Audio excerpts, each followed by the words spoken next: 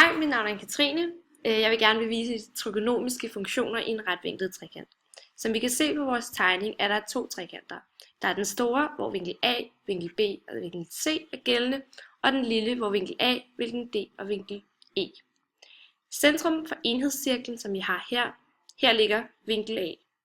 Cosinus til A er defineret som linjestykket A til D, og sinus til vinkel A er defineret som E til D.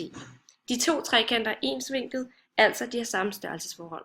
Hej, mit navn er Lukas, og jeg vil gerne forklare lidt om de forskellige formler. Vi går ud fra den her formel, som hedder sinus til A, som er den her linje, divideret med A, som er den her linje, i lige med cosinus til A, som er den her A til D, divideret med B, som er den her linje. Det giver så 1 divideret med C, og 1 det er enhedscirklen, og C det er den her linje, der går her. Og for at omskrive dem, så gør vi først det, vi siger cosinus til A divideret med B, som er den her linje, i lige med 1 divideret med C, som er den her linje. Og det gør vi så ved at sige 1 divideret med C, det giver bare C, og så ganger vi B over på den anden side af lighedstegnet, så det giver cosinus til A i lige med B divideret med C. Og så tager vi sinus til A divideret med A i lige med 1 divideret med C. For at omskrive det gør vi det samme som vi gør med cosinus, at vi ganger A over på den anden side af lighedstegnet, så det ender med sinus til A i lige med A divideret med C. Og nu hvor vi kender både cosinus og sinusformlen, så kan vi også lave tangensformlen, som lyder at tangens til A i lige med sinus til A divideret med cosinus til A.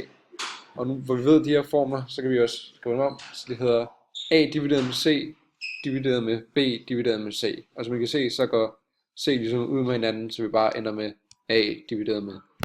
Hej børn, mit navn er Joel. Som de fleste af jer nok ved, så bruges sinus og cosinus til at beregne sidelængderne af en retvinklet trekant, når vi har en vinkel og en sidelængde. Så hvad er sinus i minus første og cosinus i minus første? Ja, I gættede fuldstændig rigtigt.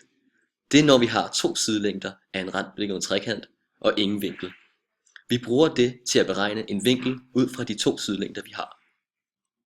Hvordan finder vi så cosinus i minus første til 0,75 på vores ligevinklede trekanter i GeoGebra?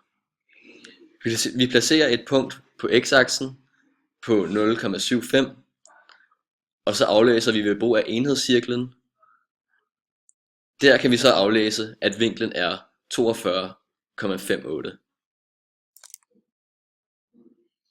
Det var alt vi havde for i dag. Jeg håber vi lærte noget, og fortsat god dag.